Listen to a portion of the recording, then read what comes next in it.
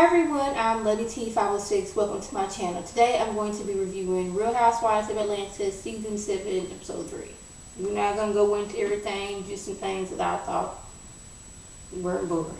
Like when Katie decided to tell Portia and Phaedra what went down at Cynthia's party. She's like, yeah, it was such and such and such there. Yeah, it was good until Apollo came in and telling everybody how, I lied about everything I said about Kenya. We never met in California. It wasn't no Texas. She didn't offer to give me fellatio. I just lied. That's what I did. Kenya girl, I'm sorry. I hope you feel vindicated now, but, I just did that. And you should accept my apology, even though I did ruin your reputation. So take it now. And Phaedra's looking like, is this man trying to make me kill him? Because he keep on doing stuff to further hurt me. Had enough the fool was over there stealing people's identities. And now he going to jail, and I'm without a husband. My children are without a father. But now they come to find out this woman I didn't despise for the last 2 years. He lied about everything. Portia's sitting there looking like, I don't care whether Apollo lied or not. I still don't like Kenya. She probably did do something. Apollo probably just trying to get back at Phaedra. That's the look that she's giving me. So I'm guessing Cynthia's storyline this season is all about Nene, because every time you turn around, that's all she's talking about. Her and Nene are supposedly no longer friends, but every time you turn around, she's either talking about Nene or Portia. And I'm just tickled pink that now that Cynthia and Nene are no longer friends, Cynthia decided to go blonde. That same color Nene's been rocking for the past 3 seasons, which I don't like, but she seems to love. Yes. I just thought that was very interesting that now that I'm no longer friends with Nene, I'm going blonde. Like Nene. Every time I turn around, I'm talking about how I'm so over Nene. And I can't stand Portia. So I guess that's her storyline this season. Candy, she's ready for a baby like yesterday. She's like, I'm 38 years old, the window of time to where I can have a baby and, the baby be all right and I'm all right. It's ticking down time. I need you to put a baby in me 2 weeks ago. We married now. Ain't no excuses. Let's do this. And Ty's right now ain't really the good time because, I'm going to be flying back and forth from LA to New York, and I don't want to be leaving you just all pregnant and by yourself. That would really give Mama Joy something to talk about. He didn't say that I'm putting it in because if Candy would get pregnant and Ty's off, well, why come Ty in here with you? The street said this. So he's like, right now is not the time. We're going to have to push this back a little bit. But Candy's like, we can't push this back no further, baby. My biological clock is ticking and it is loud. I don't see how you can't hear it. We need to get this together now. So Nene meets up with Portia, goes to her house. They having drinks. So Portia can see her on everything that's went down in Atlanta and what's going on with the girl. She's like, girl, you can't leave Atlanta for 10 minutes without some mess happening. And she's like, yeah, it was Cynthia's party. Of course I wasn't invited. And, some other folks was there. And Apollo shows his tail up and he decides to just tell it all. How he just, okay, I lied once for about Kenya trying to get with me, about her texting me, about her trying to give me fellatio. And Nene was like, I still don't like the girl. Portia's like, I don't like her neither. Nene was like, and Portia's like, I feel bad everybody's calling her a hoe. And Nene's like, I never called her a hoe, but I did say that she did some things that would make people think that pertaining to Apollo, how she was saying how he's fine. And that's one thing, saying somebody's fine don't mean you're trying to get with them. They're just, giving them a compliment. But, her pushing him in the pool and them popping into the pool together. Things like that didn't help her situation at all. And the way she was trying to I guess make Phaedra mad, saying, yeah, well, tell your man to stop texting me. Yes, we've been texting, and if you mad at me, tell him to stop doing it. I'm going to continue doing it whether you want me to or not. You just tell him to stop.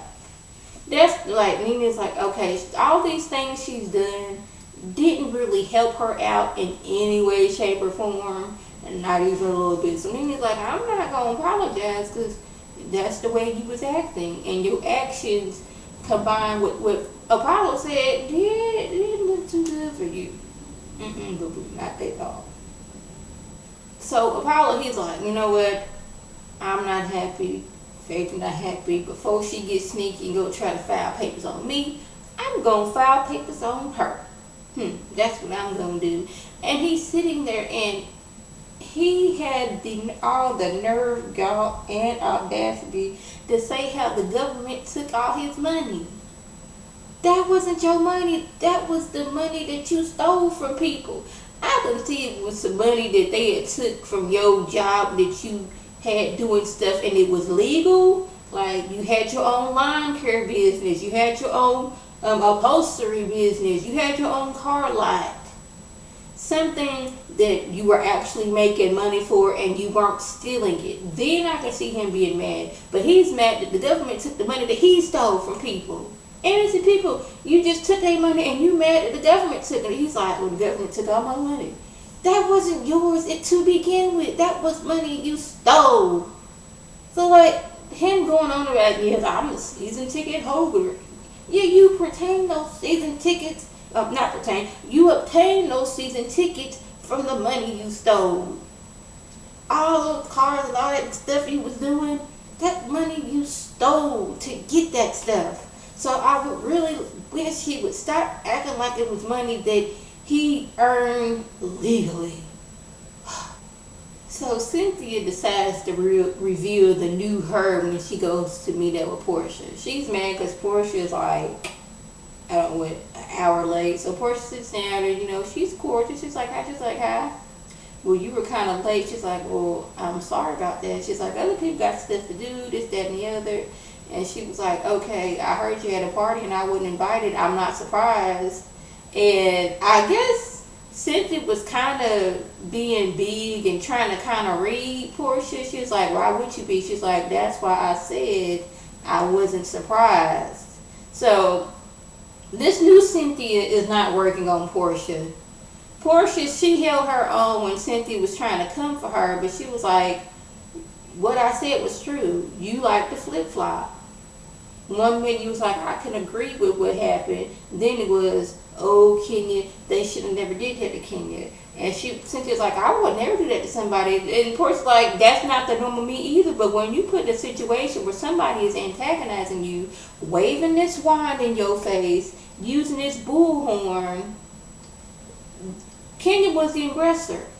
And yes, Portia, maybe she shouldn't have pulled her, grabbed her hair, pulled her down to the ground. But same thing, Kenya didn't have to have that wand all in her face and that bullhorn all in her. That was being very, very childish. And then you surprised when Portia reacted. So I guess once Cynthia wasn't getting across what she wanted to get across, and I guess try to, be all big and bad with Portia, and Portia just cowered down, she decides to leave.